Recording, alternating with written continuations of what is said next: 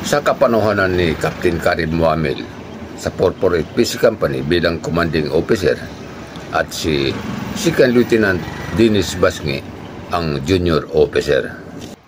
Isang arrest warrant ang ipinatupad sa paghuli ng isang Kapgo commander sa Upper Calabasa, Curuan, Zamboanga City, mismo sa kanilang detachment.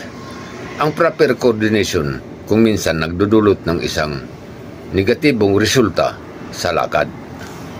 Dahil mayroon ng ibang makakakita bago natin isagawa.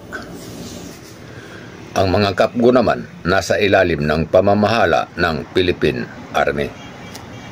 Ang detachment ng Kapgo ay nasa itaas na bahagi ng bundok at ang paanan nito na kalsada ay may ilog at tulay.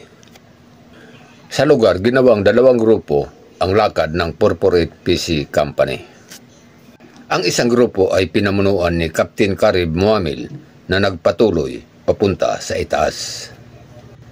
Ang isang team naman ay iniwan sa paanan ng bundok kung saan ang kalsada na may ilog at tulay na pinamunuan ni Second Lieutenant Dennis Basngi.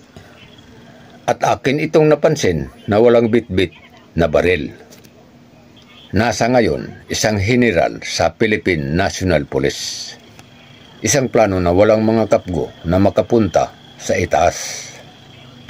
Alas 10 ng umaga dumating ang isang truck na mga Kapgo at hindi bababa sa 20 ang bilang.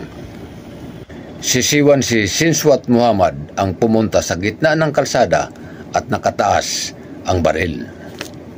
Kaya hindi tumuloy ang truck na sinasakyan ng mga Kapgo.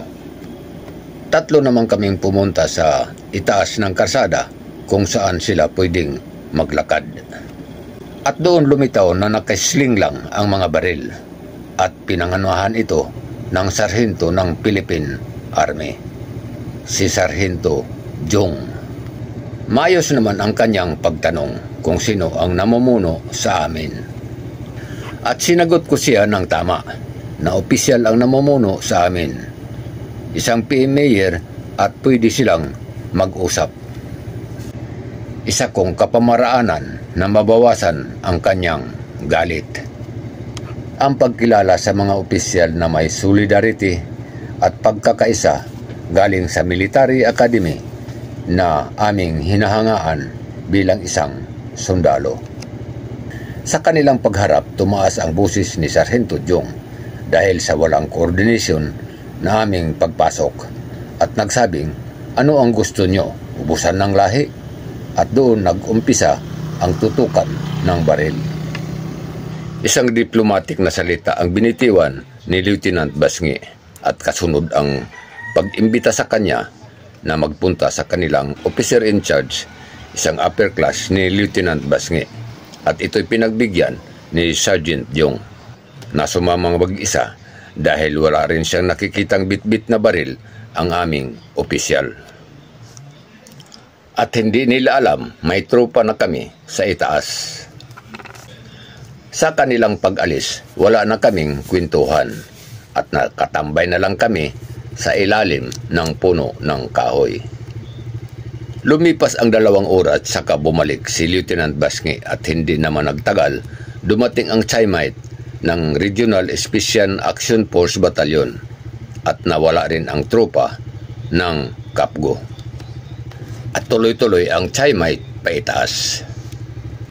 Alauna ng hapon sa kanila nilapitan ang detachment at sinalubong sila ng volume of fire at tuloy-tuloy na ang putukan.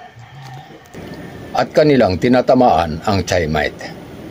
Nang gumanti ito ng putok, matagal naman itong huminto. Kaya hindi nagtagal, wala nang pumuputok galing ng detachment. At dahan-dahan nila itong nilapitan. At kanilang nakikita sa ibaba na malayo na ang mga Kapgo na nag-withdraw. At bumalik ang tropa ng Corporate PC Company sa headquarters. Aming napag-alaman kinabukasan, dinala ang Kapgo Commander sa headquarters ng Zamboanga City Metro Discom para sagutin sa korte ang kasong nakahaing laban sa kanya. ang kapamaraan ng ginawa ni Lieutenant Basngi na iwasan ang madugong pangyayari na ikasasawi ng iilan. Maraming salamat, sir.